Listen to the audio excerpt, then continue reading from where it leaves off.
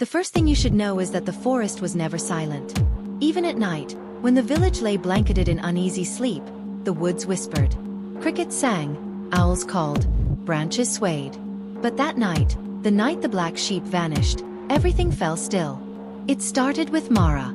She had been told, since she was a child, to never wander past the stone wall after dark. The forest beyond wasn't like the meadows where the sheep grazed. It was older, thicker, filled with roots that twisted like veins and shadows that seemed to breathe. But Mara never listened well. She was restless, awake long after her family had gone to bed, when she heard it, the low, urgent bleating of one of their flock. Not just any sheep, the black one. A strange creature, born one stormy spring night when lightning split the sky. Unlike the others, its wool carried an oily sheen, its eyes darker than pitch. The elders muttered that it was a bad omen, but Mara had always felt sorry for it. While the others followed, it often strayed, watching the woods as though something on the other side was calling. Now, its cries drifted through the open window, thin and panicked, coming from beyond the wall. Mara wrapped herself in a shawl and slipped outside. The air was sharp with cold, the moon a pale coin barely visible behind tattered clouds. She followed the sound, her bare feet crunching over brittle grass, her heart quickening with each step toward the stone wall. The black sheep stood on the other side, staring back at her. Its body was rigid, as though something unseen was holding it in place. Its dark eyes caught the moonlight, reflecting not fear, but recognition. Mara, it almost seemed to say in that unbroken silence. And then it bolted. The sheep vanished into the tree-line, its dark form swallowed by the forest. Mara froze. Every tale her grandmother had told her about the woods, children lured away, villagers never returning, echoed in her mind. But something stronger tugged at her chest, pulling her forward. Without thinking, she climbed the wall and dropped onto the damp earth.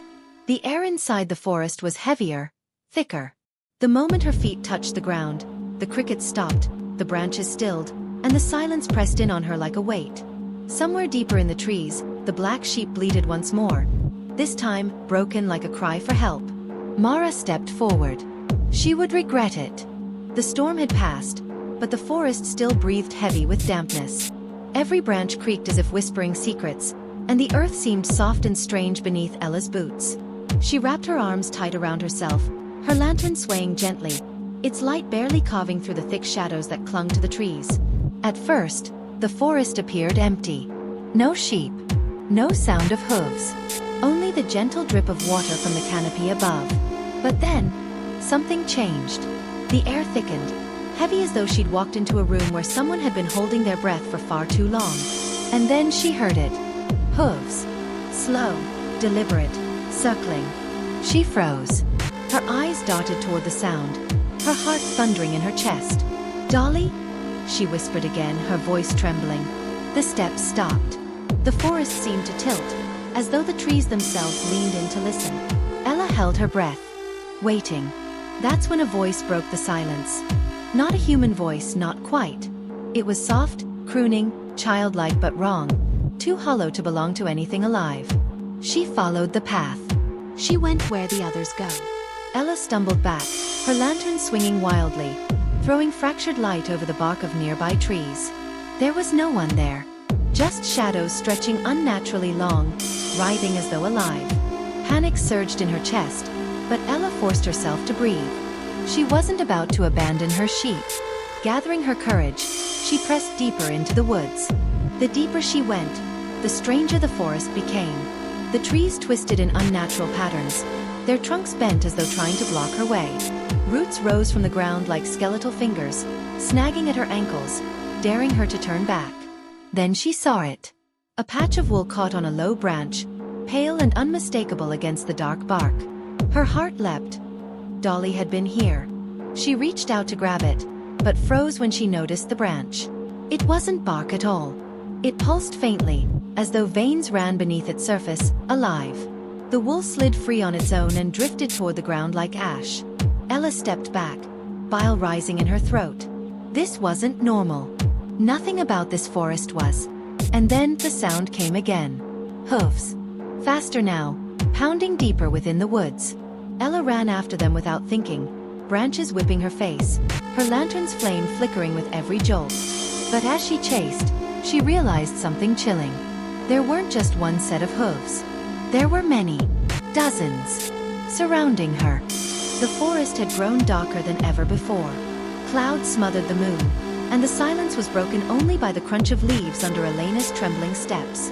She clutched the lantern tighter, its glow a feeble shield against the suffocating blackness. Every tree looked the same, tall and skeletal, their twisted branches bending as though reaching for her. But what unsettled her most was the sound. A low, guttural bleating, like a sheep, but not quite. It carried through the woods, warped and drawn out, echoing with something almost human beneath it. Elena! She froze. The voice had been soft, like a whisper carried on the wind. Her brother? No, it was too thin, too broken, like words spoken through a torn throat. Her lantern flickered. In that dim pulse of light, she saw them. Hoofprints in the dirt.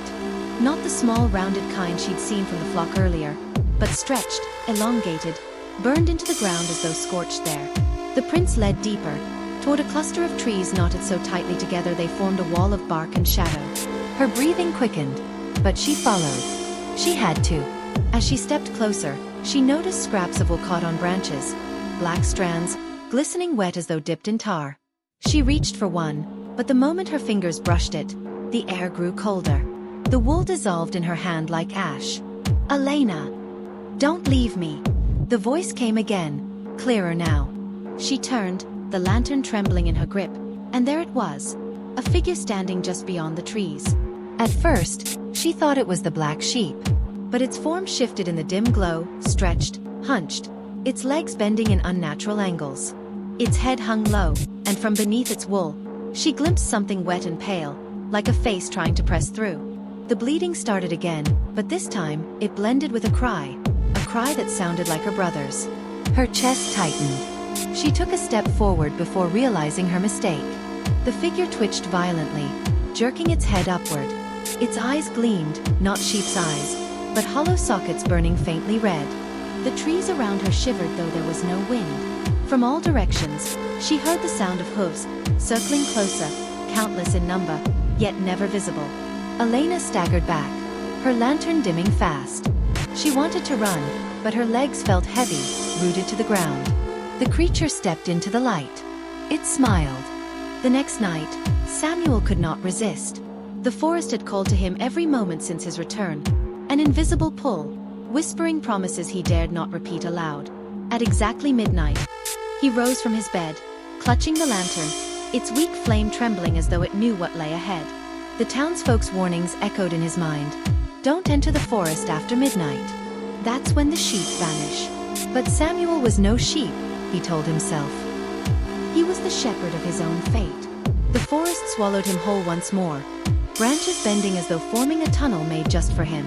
The silence was heavier tonight, suffocating. No crickets, no owls, no distant howl. Only his heartbeat, loud enough to betray him. Then he saw them. Dozens of black sheep. Their wool glistened unnaturally under the moonlight, each eye a hollow void reflecting nothing. They stood in a perfect circle, as though waiting. When Samuel stepped closer, the lantern dimmed to near darkness, and a voice, low, guttural, almost human, broke the silence. You should not have come back. Samuel spun, the lantern slipping from his hand. Its flame sputtered but refused to die. A figure emerged from the center of the sheep, twisted, tall, draped in shadows.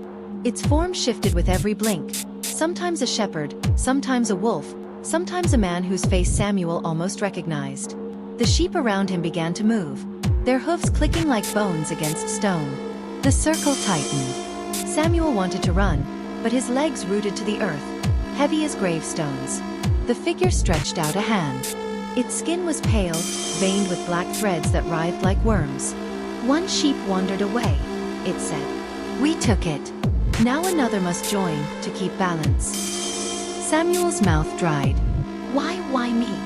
The figure smiled, and its teeth were jagged like shards of broken glass. Because you followed. Because you heard us. Because you looked when others closed their eyes. The sheep lowered their heads in unison, their bodies twitching as if something inside them struggled to escape. For a moment, Samuel swore he saw human faces pressing against their wool. faces of lost villagers, their mouths stretched in silent screams. Terror clawed at him. He tried to turn back, but every path led deeper into the circle. The figure stepped closer, and the air grew colder, each breath cutting his lungs. After midnight, the forest always takes its due. The lantern went out. The forest was no longer silent. It breathed. The trees leaned inward as if listening. The fog thickened, curling like hands around Liam and the other villagers who had dared to follow. Some of them were trembling, clutching lanterns that flickered violently as though afraid to stay lit. And then, out of the suffocating darkness, it appeared. The black sheep. But it was no longer a sheep. Its body twisted unnaturally, legs bending at sharp, impossible angles. Its wool hung like dripping shadows, crawling with tiny skittering things that fled as the lantern light touched them. Its eyes, those wide, empty hollows, glowed with a pale, ghastly light that did not belong to any living creature. It didn't bleat. It spoke. A voice, deep and hollow, whispered through the clearing. "You called me back." The villagers froze, horror etched on their faces. Liam's chest tightened, his breath catching in his throat. The sheep's voice did not sound like an animal. It sounded like every villager who had ever been lost to the woods, all their cries woven together into one sickening chorus. "You shunned me. You mocked me. Now you will join me." The black sheep stepped closer, its hoof sinking into the earth with a wet, sucking sound. With each step, the ground behind it blackened, as though life itself drained from the soil. The lantern sputtered, flames shrinking, strangled by some unseen hand. One man screamed and bolted for the trees. He didn't make it 3 steps before the forest swallowed him whole. Branches bending, roots coiling, dragging him down into the earth. His lantern hit the ground with a hiss and went out. The villagers broke. Panic rippled through them. But running only led to more death. Screams swallowed by the trees, bodies vanishing into the fog. Liam stood frozen, eyes locked on the creature. He could feel it pulling at him, tugging at the edges of his mind. It wanted him to come closer, to follow, to join. But Liam remembered the stories. The black sheep had not always been cursed. It was once innocent, cast aside, abandoned. Maybe it didn't want blood. Maybe it wanted recognition. Shaking, he stepped forward, voice breaking. "We remember you," he whispered. The creature stopped. The forest went still. For a moment, just a fleeting moment, the glow in its hollow eyes dimmed, as if a long-forgotten sorrow flickered there. But then, as quickly as it came, it hardened again. The sheep let out a howl that rattled the bones of the trees. The fog surged, lanterns extinguished, and the forest swallowed everything in black. By morning, the village was silent. Every lantern lay shattered. Every home stood empty. Only one sound carried through the mist. The faint, distant bleating of a sheep.